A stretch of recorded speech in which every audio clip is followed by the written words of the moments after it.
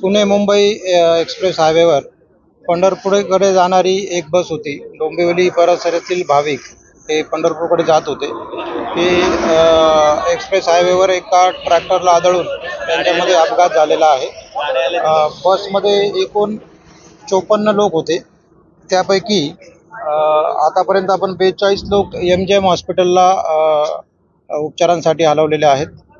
त्याचप्रमाणे 3 लोक जे अत्यवस्थ होते ते सरकारी हॉस्पिटलला हलवलेले आहेत आणि आतापर्यंत याच्यामध्ये MGM हॉस्पिटलला 2 आणि सरकारी हॉस्पिटलला 3 अशा 5 लोकांची डेथ डॉक्टरांनी डिक्लेअर केलेली आहे.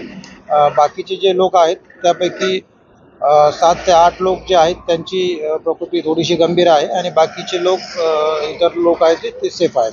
त्यांच्यावर उपचार चालू आहे. नमस्कार, 3D न्यूज मध्ये आपल्या सर्वांचे स्वागत. 3D न्यूज आता संपूर्ण महाराष्ट्रभर 3D न्यूज मध्ये प्रतिनिधी नेमणूक चालू आहे.